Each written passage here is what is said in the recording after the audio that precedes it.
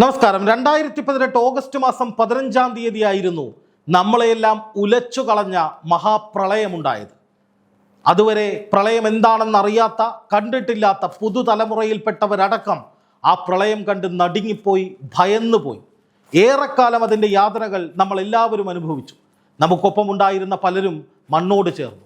പലർക്കും ഇപ്പോഴും നികത്താൻ കഴിയാത്ത വലിയ നാശനഷ്ടങ്ങൾ ബിസിനസ്സിലും സ്വന്തം വീട് തകർന്നതിലുമൊക്കെ ഉണ്ടായി. എന്നിട്ടും കേരളം ഒറ്റക്കെട്ടായി തിരിച്ചു വന്നു, പിടിച്ചു നിന്നു, മുന്നോട്ട് വന്നു.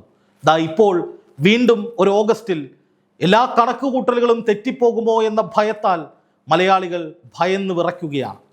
കാരണം 2018 പ്രളയകാലത്തെ അനുസ്മരിപ്പിക്കുന്ന വിധത്തിലുള്ള സംഭവങ്ങളുടെ തുടക്കമാണ് ഇന്നലെ അർദ്ധരാത്രി മുതൽ ഉണ്ടായത്.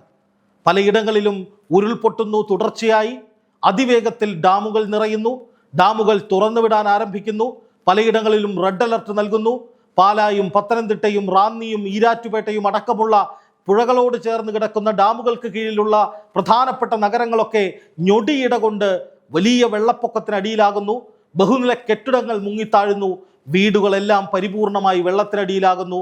എന്നത്തെയും പോലെ നമ്മുടെ രക്ഷകരായ മത്സ്യത്തൊഴിലാളികൾ ബോട്ടുകളുമായി അടിയന്തര രക്ഷാപ്രവർത്തനത്തിന് ഇറങ്ങുന്നു. ഫയർഫോഴ്സ് തലങ്ങും വിലങ്ങും ചീറിപ്പായുന്നു. പലയിടങ്ങളിലും വൈദ്യുതി നഷ്ടപ്പെട്ടിട്ട് മണിക്കൂറുകളായി. സംസ്ഥാനത്തിന്റെ വിവിധ ഇടങ്ങളിൽ ഏതാണ്ട് 65ഓളം ദുരിതാശ്വാസ ക്യാമ്പുകൾ തുറന്നു. 17 വീടുകൾ പൂർണ്ണമായി തകർന്നു, 127 വീടുകൾ ഭാഗികമായി തകർന്നു. നാളെ 12 ജില്ലകളിലാണ് ഓറഞ്ച് അലർട്ട് ഉള്ളത്. കൊല്ലവും തിരുവനന്തപുരം ഒഴികെ ബാക്കി എല്ലാ ജില്ലകളിലും ഓറഞ്ച് അലർട്ട് വരുമ്പോൾ ഇന്ന് അർദ്ധരാത്രി പിന്നിട്ട് കഴിഞ്ഞാൽ ചിലപ്പോൾ പല ജില്ലകളും റെഡ് അലർട്ടിലേക്ക് മാറാൻ സാധ്യതയുണ്ട്. കാരണം നിലച്ചിരിക്കാതെ പലയിടങ്ങളിലും കൊടിയ ഉരുൾപൊട്ടലുകളാണ് ഉണ്ടായിക്കൊണ്ടിരിക്കുന്നത്. ഏറ്റവും ഒടുവിൽ കണ്ണൂരിലെ ആലക്കോടിന് സമീപമുള്ള ഒരു മല ഇടിഞ്ഞു താഴേക്ക് പോരുന്നതിൻ്റെ ഞെട്ടിക്കുന്ന ദൃശ്യങ്ങൾ നമ്മൾ കണ്ടു. അതുപോലെ തന്നെ പലയിടങ്ങളിലും കോട്ടയം കുമളി റൂട്ടിലും അതുപോലെ പത്തനംതിട്ടയുടെ മലയോര മേഖലകളിലും ഇടുക്കി ജില്ലയുടെ മലയോര മേഖലകളിലും ഒക്കെ വലിയ തോതിൽ ഉരുൾപൊട്ടൽ ഉണ്ടാകുന്നുണ്ട്, മണ്ണിടിച്ചിലുണ്ടാകുന്നുണ്ട്. മഴ പെയ്ത് വെള്ളം ഉയരുന്നതിനേക്കാൾ പ്രഹരശേഷി കൂടിയ വിധത്തിലാണ് പെട്ടെന്നുണ്ടാകുന്ന ഉരുൾപൊട്ടൽ. മുണ്ടക്കൈ ചൂരൽമല ഉരുൾപൊട്ടലിനെ തുടർന്നുണ്ടായ നാശനഷ്ടങ്ങളും അതിൻ്റെ വേദനിപ്പിക്കുന്ന കഥകളും ചിത്രങ്ങളും ദൃശ്യങ്ങളും ഒക്കെ കണ്ട് ഹൃദയം തകർന്നു പോയവരാണ് നമ്മൾ. ഒരു പക്ഷേ അത്തരം ദുരന്തങ്ങൾ ഉണ്ടാകുമോ എന്ന ഭീതി ഉണ്ടാകാതിരിക്കട്ടെ എന്ന് പ്രാർത്ഥിക്കാം. പക്ഷേ ഇപ്പോഴത്തെ പ്രകൃതിയുടെ ഉറഞ്ഞുതുള്ളൽ കാണുമ്പോൾ അരുതാത്തത് എന്തൊക്കെയോ സംഭവിക്കുന്നു. ദൈവമേ ഞങ്ങളെ കാത്തുകൊള്ളണമേ എന്നല്ലാതെ ഒരു വാക്ക് പറയാൻ മനുഷ്യർക്കാർക്കും കഴിയാത്ത അവസ്ഥ. മനുഷ്യൻ പൂർണ്ണമായും നിസ്സഹായരായി പോകുന്ന പല കാഴ്ചകളും ഇന്ന് നമ്മൾ കണ്ടു. നമ്മളിപ്പോൾ സാക്ഷ്യം വഹിച്ചുകൊണ്ടിരിക്കുന്ന വെള്ളപ്പൊക്കം പോലുള്ള ഇത്രയും അടിയന്തര സാഹചര്യങ്ങളിൽ ഓടിയെത്തി രക്ഷാപ്രവർത്തനം നടത്തിയിരുന്ന ഓഫ് റോഡ് വാഹനങ്ങൾ പോലും വെള്ളത്തിൽ മുങ്ങിപ്പോകുന്ന അവസ്ഥയാണ് ഇന്ന് പലയിടങ്ങളിലും കാണാൻ സാധിച്ചത്. നോക്കുക പ്രിയപ്പെട്ടവരെ, എന്തോ വലിയൊരു ദുരന്തം കേരളത്തെ കാത്തിരിക്കുന്നു എന്ന് തോന്നിപ്പിക്കുന്ന ഭയാനകമായ നിമിഷങ്ങൾ തന്നെയാണിത്. 2018 ഓഗസ്റ്റ് മാസത്തെ അനുസ്മരിപ്പിക്കുന്ന വിധത്തിൽ പതിയെ പതിയെ പ്രകൃതി താണ്ഡവം തുടങ്ങിക്കഴിഞ്ഞു. അതുകൊണ്ടായിരിക്കാം ചിലപ്പോൾ ഈ വേനൽക്കാലം ഇത്രയും കടുത്തതായി മാറിയത്. ജൂൺ മാസത്തിലും ജൂലൈ മാസത്തിലും വേണ്ട വിധത്തിൽ മഴ കിട്ടാതെ പോയത്. കർക്കിടകം വന്നിട്ടും എന്തുകൊണ്ട് മഴ ഇത്രയധികം പെയ്തില്ല എന്ന് ചോദിച്ചവർ പലരുമുണ്ട്. പലരും അന്നേ സംശയം പറഞ്ഞിരുന്നു, ഒരു പക്ഷേ പണ്ടത്തെ പോലെ വലിയ പ്രളയജലം ഇരച്ചെത്തുന്നതിൻ്റെ സൂചനയാണോ ഇത് എന്ന്. കാരണം നമുക്കറിയാം 2018 ഓഗസ്റ്റ് മാസത്തിലും ആദ്യ ദിവസങ്ങളിൽ മഴ കുറവായിരുന്നു. എന്താണ് മഴ കുറവ്? ഡാമുകളിൽ വെള്ളം കുറവാണോ? ഇനി വരുന്ന മാസങ്ങളിലൊക്കെ നമുക്ക് കുടിവെള്ളം കിട്ടാത്ത അവസ്ഥയിലേക്ക് പോകുമോ? വരൾച്ചയിലേക്കാണോ നാട് പോകുന്നത് എന്നൊക്കെയുള്ള ആശങ്കകൾ പലരും പറഞ്ഞിരുന്നു. ഇപ്പോഴും ഈ കഴിഞ്ഞ ദിവസം കർക്കിടകത്തിൽ മഴ പെയ്യുന്നില്ലല്ലോ, നമ്മളൊക്കെ വലിയ വരൾച്ചയിലാകുമോ എന്നുള്ള ചർച്ചകൾ സജീവമായിരുന്നു. കാരണം കറണ്ട് കട്ട്, ലോഡ് ഷെഡിങ് തുടങ്ങി. അതുപോലെ തന്നെ ഡാമുകളിൽ വെള്ളമില്ല എന്ന് പറഞ്ഞു. അങ്ങനെ ഒരു വലിയ വരൾച്ചയെ അഭിമുഖീകരിക്കാൻ പോവുകയാണോ നമ്മളെന്ന് കുറേ ആളുകൾ ചിന്തിക്കുകയും മറ്റൊരു വിഭാഗം ആളുകൾ 2018 പോലൊരു പ്രളയത്തിൻ്റെ സൂചനയാണോ എന്ന് ആശങ്കപ്പെടുകയും ചെയ്ത അതേ സമയത്താണ് പൊടുന്നനെ ഇത്രയും മഴ ഒന്നിച്ചു പെയ്തത്. ഒന്ന് ആലോചിച്ച് നോക്കൂ. ഇന്നലെ അർദ്ധരാത്രി മുതൽ പെയ്ത്ത് തുടങ്ങിയതാണ് ഇന്ന് പുലർച്ചെ വരെ. ആ സമയം കൊണ്ട് അതിശക്തമായ മഴയുണ്ടായത് പുലർച്ചെ വരെയാണ്. ആ സമയം കൊണ്ട് പാലായും റാന്നിയും പത്തനംതിട്ടയും തുടങ്ങി പ്രധാനപ്പെട്ട പല പ്രദേശങ്ങളും പൂർണ്ണമായി വെള്ളത്തിനടിയിലായി. ആ ദൃശ്യങ്ങളൊന്ന് നോക്കൂ. നിമിഷ നേരം കൊണ്ട് പല കച്ചവടക്കാരും വേദനയോടെ കരഞ്ഞുകൊണ്ട് മാധ്യമങ്ങൾക്ക് മുന്നിൽ പറയുന്ന വാക്കുകൾ നിങ്ങൾ കേട്ടോ. 75-80 ലക്ഷം രൂപ മുടക്കി ഓണക്കാലത്തേക്ക് സ്റ്റോക്ക് ചെയ്ത സ്റ്റോക്ക് കടകളിൽ ഇരിക്കുകയാണ്. അത് മാറ്റാനുള്ള ഒരു സമയം പോലും കിട്ടിയില്ല. അപ്പോഴേക്കും മീനച്ചിലാറ് കരകവിഞ്ഞൊഴുകി. കാരണം അത്രയും ഭീകരമായ താണ്ഡവമാണ് പ്രകൃതി നടത്തുന്നത്. ഇത്രയും വേഗം ജലനിരപ്പ് ഉയരാനുള്ള പ്രധാനപ്പെട്ട കാരണം എന്താണ്? അത് മലമുകളിൽ ഉണ്ടാകുന്ന ഉരുൾപൊട്ടലാണ്. വനമേഖലയിൽ തുടർച്ചയായി ഉണ്ടാകുന്ന, ഒന്നും രണ്ടുമല്ല, തുടർച്ചയായി ഉണ്ടാകുന്ന, നമുക്കിപ്പോഴും കൃത്യമായി കണക്ക് പോലും കൂട്ടാൻ കഴിയാത്ത വിധത്തിലുള്ള ഭീകരമായ ഉരുൾപൊട്ടൽ തുടർച്ചയായി ഉണ്ടാകുന്നത് കൊണ്ടുള്ള വലിയ ജലനിരപ്പ് ഉയരലാണ് ഇപ്പോൾ കണ്ടിട്ടുള്ളത്. ഇത് കൂട്ടിക്കൽ അടക്കമുള്ള പ്രദേശങ്ങൾ, കാഞ്ഞിരപ്പള്ളി, അതുപോലെ തന്നെ ഈരാറ്റുപേട്ട അടക്കമുള്ള പ്രദേശങ്ങളിലൊക്കെ വളരെ പെട്ടെന്ന് ജലം ഉയരുന്നതിന് കാരണമാകും. നമുക്കറിയാം, കൂട്ടിക്കലിൽ മുമ്പ് ഇതുപോലൊരു ഉരുൾപൊട്ടൽ ദുരന്തം ഉണ്ടായതാണ്. നിരവധി ആളുകൾ അന്ന് നമുക്ക് നഷ്ടമായതാണ്. അങ്ങനെ സംസ്ഥാനത്തിൻ്റെ വിവിധ ഭാഗങ്ങളിൽ വലിയ മഴയുണ്ടാകുമ്പോൾ ഉരുൾപൊട്ടലും മണ്ണിടിച്ചിലും ഉണ്ടാകുന്നു എന്നുള്ളത് തുടർച്ചയായ ഒരു സംഭവമാണ്. ഇതൊരു വലിയ അപായ സൂചനയാണ്. ഏറ്റവും പ്രധാനപ്പെട്ട ഒരു കാര്യം, എൻ്റെ പല സുഹൃത്തുക്കൾ ഇന്ന് എന്നെ ഫോണിൽ വിളിച്ചപ്പോൾ പറഞ്ഞത്, ഞങ്ങൾ വിനോദസഞ്ചാര കേന്ദ്രങ്ങളിൽ ഇടുക്കി ജില്ലയുടെ പല ഭാഗങ്ങളിലും കുടുങ്ങിക്കിടക്കുകയാണെന്നാണ്. എന്താണ് കാരണം? ഇന്നലെ വെള്ളിയാഴ്ചയായിരുന്നു, വെള്ളിയാഴ്ച വൈകിട്ട്, ഇന്ന് ശനി, നാളെ ഞായർ. പലരും അവധി ആഘോഷിക്കാൻ വേണ്ടി കുടുംബത്തോടെയും കൂട്ടുകാരുടെ കൂടെയും ഇന്നലെ രാത്രി തന്നെ ഈ പറയുന്ന വിനോദസഞ്ചാര കേന്ദ്രങ്ങളിലേക്ക് പുറപ്പെട്ടിരുന്നു. പ്രത്യേകിച്ചും മലമേഖലകളിൽ, വാഗമണ്ണും ഇടുക്കിയും ഒക്കെ അടങ്ങുന്ന പല പ്രദേശങ്ങളിൽ, മൂന്നാർ ഉൾപ്പെടുന്ന പ്രദേശങ്ങളിൽ പൊടുന്നനെയാണ് രാത്രി മഴയുണ്ടായത്. ഇവർ ഉറങ്ങിക്കിടന്നപ്പോഴായിരുന്നു ഈ മഴ പെയ്തത്. അതിനുശേഷം രാവിലെ ഹോട്ടലിൻ്റെ ആളുകൾ വന്നിട്ട് പെട്ടെന്ന് എഴുന്നേൽക്കണമെന്ന് പറയുമ്പോഴോ, അല്ലെങ്കിൽ രാവിലെ കണ്ണു തുറന്ന് പുറത്തേക്ക് നോക്കുമ്പോഴോ ആണ് അറിയുന്നത് അതിശക്തമായ മഴ പെയ്തുകൊണ്ടിരിക്കുകയാണ്, അല്ലെങ്കിൽ വലിയ വെള്ളക്കെട്ട് മുന്നിൽ കാണുകയാണ്. പിന്നെ ചാനലുകൾ നോക്കുമ്പോഴാണ് അറിയുന്നത് കേരളത്തിൻ്റെ വലിയൊരു ഭാഗം, മുഴുവൻ എന്ന് പറയുന്നില്ല, പക്ഷേ മധ്യ കേരളത്തിൻ്റെ പ്രധാനപ്പെട്ട ഭാഗങ്ങൾ മുഴുവൻ വലിയ വെള്ളക്കെട്ടിലായിട്ടുണ്ട്. കഴിഞ്ഞ ആഴ്ച ഞാൻ അതിരപ്പള്ളിയിൽ പോയിരുന്നു. കാര്യമായ ജലനിരപ്പ് അവിടെ ഉണ്ടായിരുന്നില്ല. പക്ഷേ ഇന്ന് അതിരപ്പള്ളി വെള്ളച്ചാട്ടം നിറഞ്ഞ് കവിഞ്ഞു നിൽക്കുന്ന കാഴ്ചയാണ് കാണുന്നത്. അവിടേക്കുള്ള പ്രവേശനം നിരോധിച്ചു, വാഴച്ചാലിലേക്കുള്ള പ്രവേശനം നിരോധിച്ചു, മലയോര മേഖലകളിലേക്ക് രാത്രിയാത്രാ നിരോധനം വന്നു. ഇതൊക്കെ നമ്മൾ കണ്ടത് എപ്പോഴാണ്? 2018 ഓഗസ്റ്റ് മാസത്തിലാണ്. അതുകൊണ്ട് തന്നെയാണ് പ്രിയപ്പെട്ടവരെ, ദൈവത്തെ വിളിച്ചു പോകുന്നത് അറിയാതെ, ദൈവമേ കേരളത്തെ കാക്കണേ എന്നതല്ലാതെ മറ്റൊന്നും പറയാൻ കഴിയുന്നില്ല. കാരണം ഇപ്പോൾ തന്നെ കഴിഞ്ഞ പ്രളയത്തിൻ്റെ, 2018 മഹാപ്രളയത്തിൻ്റെ പല സൂചനകളും, അല്ലെങ്കിൽ അതിൻ്റെ തനിയാവർത്തനം എന്ന് വിളിക്കാവുന്ന പല കാഴ്ചകളും നമ്മൾ കാണുന്നുണ്ട്. ഡാമുകൾ നിറഞ്ഞു തുടങ്ങുകയാണ്. പല ഡാമുകളും, കല്ലാർ ഡാമൊക്കെ, നെടുങ്കണ്ടം കല്ലാർ ഡാം തുറന്നു എന്നാണ് ഇപ്പോൾ വരുന്ന വാർത്ത. പത്തനംതിട്ട ജില്ലയിലെ ഡാമുകൾ തുറക്കാൻ സാധ്യതയുണ്ട്. ആങ്ങാമൂഴി മുതൽ ഗവി വരെയുള്ള യാത്രയ്ക്ക് നിരോധനം ഏർപ്പെടുത്തിയിരിക്കുകയാണ്.